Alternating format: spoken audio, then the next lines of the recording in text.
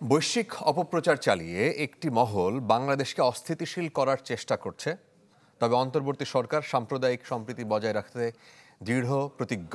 কূটনীতিকদের এইসব জানিয়েছেন পররাষ্ট্র উপদেষ্টা তৌহিদ হোসেন। তার দাবি, বাংলাদেশের বক্তব্যে আশ্বস্ত বিদেশি বন্ধুরা। Double million offer Walton fridge কিনে পেতে পারেন 20 লক্ষ টাকা, রয়েছে কোটি কোটি টাকার নিশ্চিত উপহার।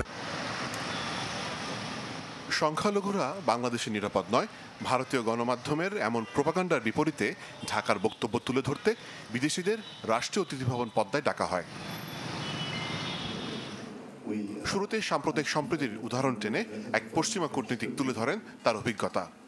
সে বলল যে আমি কোনো ধরনের কোনো সমস্যা দেখি নাই, এবং সেখানে আমি দেখেছি যে সেই যে অনুষ্ঠানটা সেটাতে হিন্দু এবং মুসলিমরা পার্টিসিপেট। আপনারা জানেন এটা, আপনাদের যে কারণ আমার মেয়ের বিয়েতে হিন্দু অতিথিরা এসেছে এবং আমরা প্রচুর হিন্দুদের অনুষ্ঠানে অতিথি হিসেবে যাই, তাদের সাথে একসাথে এনজয় করি, উপভোগ করি।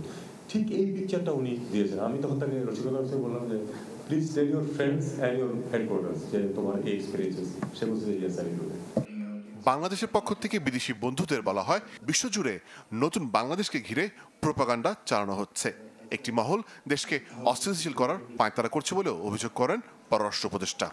সাম্প্রদায়িক সম্প্রীতি হচ্ছে আমাদের সমাজের অংশ এবং সরকার এটা বজায় রাখতে দৃঢ় প্রতিজ্ঞ।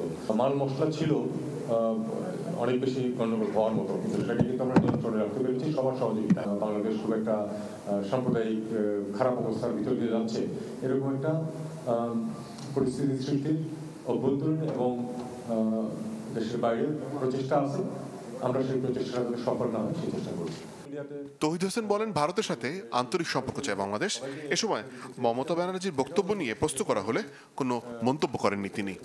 মমতা ব্যানার্জির বক্তব্যকে আমরা মমতা ব্যানার্জি ধরনের বক্তব্য হিসেবে দেখতে চাই, কারণ উনি এই বক্তব্য কেন দিলেন এটা আমি ঠিক বুঝতে পারছি না। আমরা ভারতের সাথে একটা স্বাভাবিক ভালো সুসম্পর্ক চাই, পরস্পরের স্বার্থ ঠিক রেখে।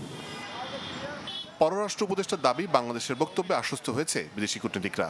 চা খাওয়ার সময় যখন কথাবার্তা হচ্ছে তারা কিন্তু সবাই ধন্যবাদ দিয়েছেন যে একটা আপনি খুব কম্প্রিহেনসিভ ব্রিফিং করেছেন, আমাদের এখন খুব সহজে আমরা এটা রিপোর্ট করতে পারবো। মোর্শেদ হাসিব, চ্যানেল 24, ঢাকা।